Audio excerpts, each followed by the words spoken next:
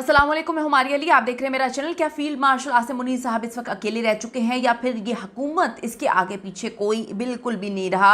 ये मुकम्मल तौर पे तन तनहा हो चुकी है। मौजूदा रजीम क्या इनकी पिटने वाली है? क्या ये बहुत बड़ी गलती कर बैठे हैं? इनके साथ क्या होने जा रहा है? आज की वीडियो में हम इस पर बात करेंगे। Chief justice Lahore high court Maryam Nawaz पर शदीद बरहम, जाती उम्रा भी छिन जाएगा।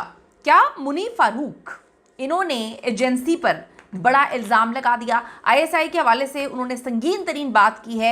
ये क्या बात है? क्यों इन्होंने बात की है? क्या इस पर कोई जो है अब एक्शन लिया जाएगा? क्योंकि जो फ़ौज है उसकी जानिब से तो बार बार ये बात कही जाती है कि हमारा सियासत से कोई ताल्लुक़ नहीं। और मुनीर फारूक जो इस वक्त क्लेम कर रहे हैं एक अकाउंट के हवाले से, उस अकाउंट पर जितनी भी पोस्ट आज से पहले की गई, ट्विटर अकाउंट है, वो सिर्फ और सिर्फ सियासत पे बात कर रहे हैं। उन्होंने कहा कि ये आईएसआई का ऑफिशियल अकाउंट है। इसका क्या माजरा है, क्या सारी तफसीलात आज की वीडियो में इसमें शामिल करेंगे। रिक्वेस्ट है जी, चैनल को सब्सक्राइब करें, इससे हमारी हौसला अफजाई होती है। बेल के आइकन को भी क्लिक करेगा, वीडियो आखिर तक मुलाहिजा फरमाएगा। सबसे पहले हम लोग बात कर लेते हैं कि जो फ़ौज का सियासत से कोई ताल्लुक़ नहीं है। एक अकाउंट का मामला चल रहा है। वो अकाउंट का मामला क्या है ज़रा आगे चल के आपको बताती हूँ। उससे पहले ज़रा ख्वाजा आसिफ साहब पर थोड़ा सा नज़र षानी कर लेते हैं कि ख्वाजा साहब जो हैं वज़ीर दिफा हैं, वो इस वक्त कहाँ पर हैं जब फील्ड मार्शल आसिम मुनीर साहब जो है उनको सऊदी अरब का एक बड़ा एजाज़ दिया जाता है और वहाँ पर जो है अमन फोर्स बन रही है। उसके हवाले से मुख्तलिफ ममालिक का फील्ड मार्शल साहब जो है दौरा भी करते हुए नज़र आ रहे हैं। डिफरेंट कंट्रीज़ का दौरा, उसमें मुलाकात हो रही है मुख्तलिफ ममालिक के वज़ीर जो है ख़ारजा से। लेकिन यहाँ पर अपने वज़ीर दिफा भी नहीं है और वज़ीर ख़ारजा भी नहीं है। तो क्या मामलात हैं?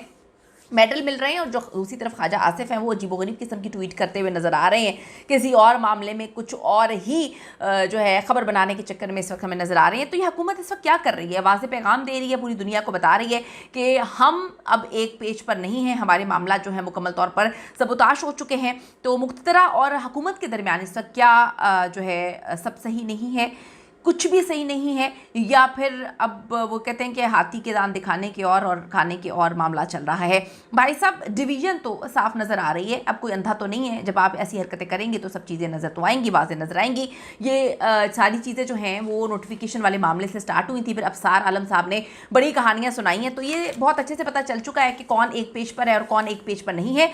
दूसरी तरफ मुनीर फारूक साहब जी खुलकर अब कहते हैं कि जो अमार सोलंकी नाम का अकाउंट है उससे ट्वीट किया गया था, जवाब दिया गया था अफसार आलम साहब को, तो वो आईएसआई का अकाउंट है। उन्होंने आईएसआई को बीच में रगड़ा मारा है और उन्होंने आईएसआई के हवाले से अब ये कहानी सुनाई है। तो आप ये देखें कि ये संगीन इल्ज़ाम है एजेंसी के ऊपर, पाकिस्तान की सबसे बड़ी एजेंसी जिस पर संगीन तरीन इल्ज़ाम लगाया गया है।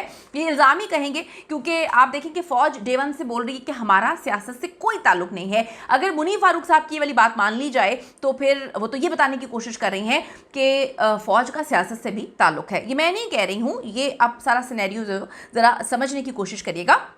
मुनीर फारूक ने एजेंसी पर एक बड़ा इल्ज़ाम लगाया है, बड़ी संगीन तरीन बात की है। कहा जाता है कि जो अकाउंट है, मुनीर फारूक जो बात कर रहे हैं इस अकाउंट के हवाले से, तो वो अकाउंट तो सियासत पे बात कर रहा है। अब कहानी क्या है? कहानी ये है कि इस वक्त नून लीग जो है अपने जो है आईएसआई के जो करता धरता हैं उनको लेकर आना चाहती है और पंगा डाल रहे हैं। मुझे नहीं पता कि क्यों ये पंगा डालने की कोशिश कर रहे हैं। कल भी आपको बताया था कि अफसार आलम साहब जो है एक नई शुदरी जो है वो छोड़ देते हैं। तो मुनीर फारूक खुलकर बात करते हैं। अमार सोलंकी नाम से जो अकाउंट है ट्विटर पर, वो कहते हैं जी आईएसआई का अकाउंट है। तो अफसार आलम जो कि नून लीग के बंदे हैं, सबको पता है कि वो नून लीग के कितने करीब हैं और नवाज शरीफ के कितने करीब हैं। कल आपको मैंने बताया भी था कि क्या मामला चल रहे थे, वो किसको जो है आईएसआई चीफ बनाना चाह रहे थे और फिर क्या मामला चल रहे थे। तो अफसार आलम नून लीग के बहुत ही राइट हैंड तस्वुर किए जाते हैं। उनको कहा गया कि जनाब तुम्हें क्या तकलीफ है, और ये कहाँ से कहा गया? अमार सोलंकी के ट्विटर अकाउंट से। और अमार सोलंकी के हवाले से मुनीर फारूक साहब क्या कह रहे हैं कि ये आईएसआई का अकाउंट है। अफसार आलम इस अकाउंट को जवाब देते हैं कि रहा तो फैज़ भी नहीं, अब तुम्हारी धमकियों से मैं क्या करूँगा।